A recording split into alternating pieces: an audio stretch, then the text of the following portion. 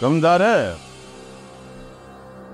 जंहिंजूं ॿाहूं उभ छुहंदियूं न उन्हनि खे झुकाइण एतिरो सवलो नाहे हूंदो। बाबा साईं तव्हां जूं ॿाहूं उभ में मथे थियूं पहुचनि। बाबा साईं ने एसपी जी तव्हां जी छा औकात आहे? इन एसपी जी औकात छा आहे? ॾींहं ॾिठे जो आसमान में तारा ॾेखारींदोमांसि तारा। बाबा साईं पंहिंजा त हुनखे कुझु बि कोन थियो। अरे यको ज़मानत कराइण जे पोयां लॻो पियोसि उन जे करे ॾींहं लॻी विया। हाणे इन नौरोज़ खे बि इतला कयो अथमि।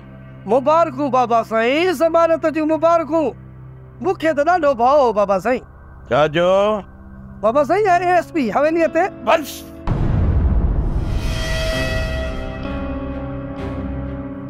अॻिते हिकिड़ो लफ़्ज़ न कुझु जाए। अड़े मां हुन जी वर्दी लाराए छॾींदुसि। कंहिं पखीअ में बि एतिरी ताक़त कोन्हे जो हवेलीअ में पर हणे। बाबा साईं मां हिकु सलाह ॾियां। हा हा चओ। बाबा साईं हिकु चकर हुन सां थोरो नरम हलो। छो मां कोन खां डिॼां थो छा? न सरकार तव्हां हुनखे छो ॾिजंदव? पोइ भला तूं ई ॿुधा त कहिड़ी ख़ुशीअ में भला मां नरम थिया। छो त बाबा साईं इहो सोचरो आयो। चईसि त लॾो खणे। बाबा साईं मूं हुनखे चयो हू पोइ चए त मां रेस त पाण ई ॻाल्हाईंदुसि। मूंसां वरी छा ॻाल्हाईंदो? थी सघे थो बाबा कमेड़ मिंट वठी जे तव्हां ॾे माफ़ी वठे तव्हां खां। कमदार माफ़ी सोजरो न वो एएसपी पाण अची वठे। बाबा साईं जॾहिं वॾो झुके थो पोइ त बसि न। उहो झुके न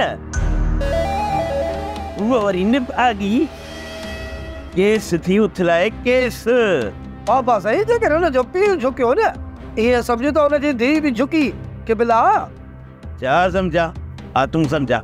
बाबा साईं सम्झो था पुलिस में बि सनो थो कनकार पए थो ख़ामोश थी न सम्झ त झुकी। बाबा बाबा अंदरून तौर ते मथनि ऑफिसरनि खे चई बदली कराए छॾियोसि। जॾहिं बदली थी वेंदी त वरी ॻोठ में लॾो बि खणंदा। कमदार जेकॾहिं बदली न कराए सघियोमांसि न त इन पीउ ऐं धीउ खे मारण जी पूरी पूरी कोशिश ज़रूरी पवंदी। ड्रामा सीरियल चंद्रग्रहण तमाम एपिसोड्स ॾिसो हाणे HD क्वालिटीअ में। विज़िट करियो असांजो YouTube channel Sindh TV HD drama. Subscribe कयो असांजो official YouTube channel Sindh TV HD drama ऐं वधीक अपडेट लाइ बेल आइकन खे क्लिक करियो।